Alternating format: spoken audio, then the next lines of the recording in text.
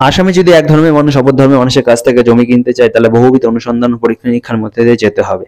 আসাম সরকার এই বিষয়ে এসওপি মানে স্ট্যান্ডার্ড অপারেটিং প্রসিজারের অনুমোদন দিল।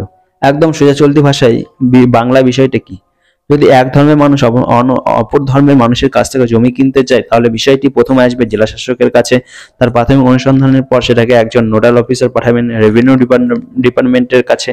রেভিনিউ ডিপার্টমেন্ট থেকে তাদের প্রয়োজনীয় পরীক্ষা পরে সেটা আসবে পুলিশের স্পেশাল ব্রাঞ্চে। পুলিশের স্পেশাল ব্রাঞ্চ পুঙ্খানুপুঙ্খ তদন্ত করবে যে ব্যক্তি কিনছে সে টাকা কোথা থেকে পেয়েছে, তাকে কেন বিশেষ উদ্দেশ্য নিয়ে কেউ টাকার যোগান দিচ্ছে কি, সে ওখানে জমি কিনলে ওখানকার সামাজিক পরিবেশ নষ্ট হবে কিনা, ওখানকার সামাজিক পরিবেশে কোনো অশান্তি আসতে পারে কিনা, ওই ব্যক্তি জমি কিনলে পরে দেশের নিরাপত্তার পক্ষে কোনো ক্ষতিকর কিছু হবে কিনা, ইত্যাদি সবকিছু খতিয়ে দেখার পর পুলিশের স্পেশাল ব্রাঞ্চ থেকে ডেপুটি কমিশনার বা জেলা শাসকের কাছে বিষয়টি ফেরত আসবে। তারপর তিনি সিদ্ধান্ত নেবেন যে ওই জমি কেনা বেচা চলবে কিনা। মানে ওখানকার স্থানীয় মানুষের কাছ থেকে অনুপ্রবেশকারীরা এসে একটু বেশি দাম দিয়ে জমি কিনে জনবিন্যাস পাল্টে দেবে, এটা হিমন্ত শর্মা সরকার সম্পূর্ণ বন্ধ করে দিচ্ছে।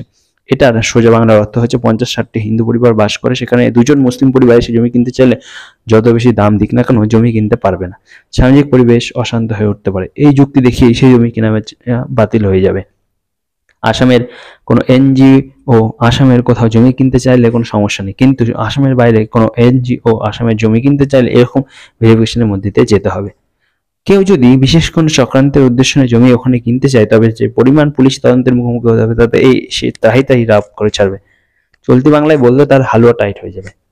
একটা রাজ্যের ভবিষ্যৎকে সুরক্ষিত রাখার জন্য যা যা করা দরকার আসামের মুখ্যমন্ত্রী ঠিক তাই করছেন, কড়া সিদ্ধান্ত নেওয়ার সময় বিন্দু মাত্র বিচলিত হচ্ছেন।